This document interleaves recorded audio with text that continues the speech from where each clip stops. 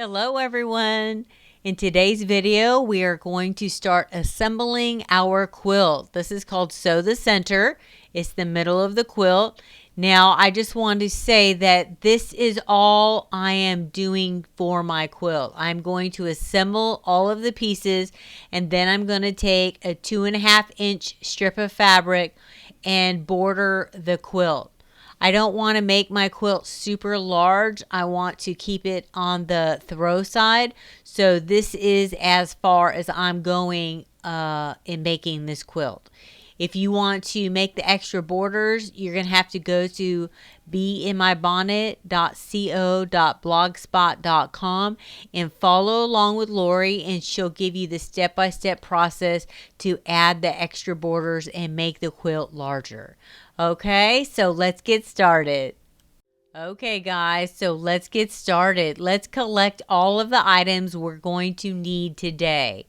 So we're going to need our quilt blocks that we made. We'll need our applique blocks and our pieced blocks. There's 9 of them total. We're going to need our sashing strip sets. That's the 3 strips that we sewed together. We have 24 of those. We'll need our cornerstones. You have 16 of those. What I did is I did not applique the star on the cornerstones. I just picked colored fabrics to use for my cornerstones.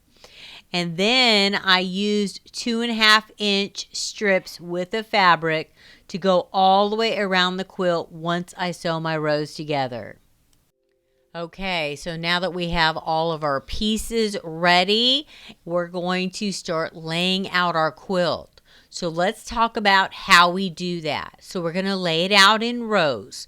So we'll have rows where we have our quilt blocks, and then we'll have rows of sashing, okay?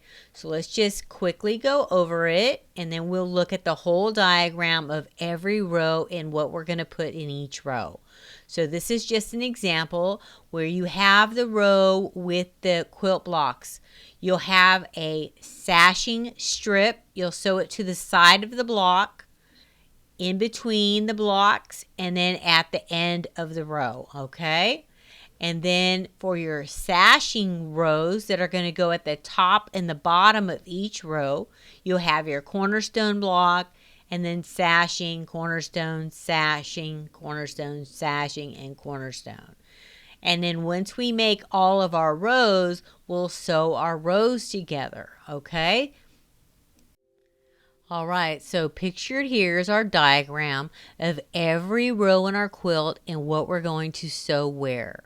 Okay, so we have row 1 through 7. And if you notice in row 1, it says cornerstones and sashing, and that's our exact layout.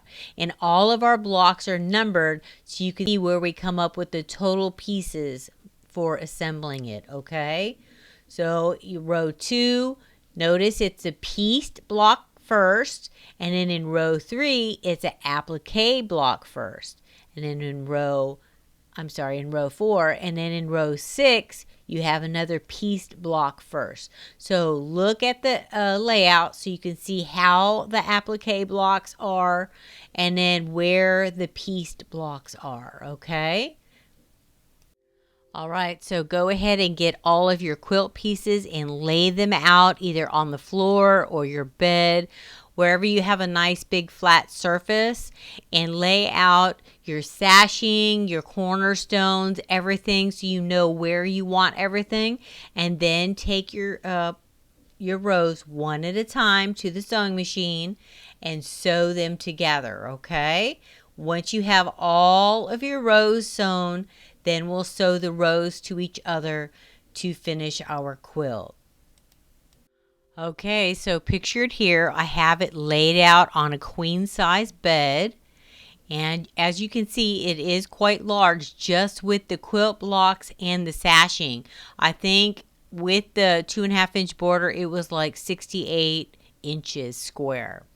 Okay, so I have it laid out here and I haven't put on the border yet. I just want to show you how it looks with all of our rows and our sashing rows sewn together. Okay, so now I cut my 2.5 inch strip. I did a dark navy blue border, and I sewed that all the way around my quilt. And as you can see here, how it has turned out. I have it hanging up on a rack. Okay, guys, well, that's it. I have now completed this quilt along with you, and I just want to say thank you for watching, and I'll see you in the next one. Bye-bye.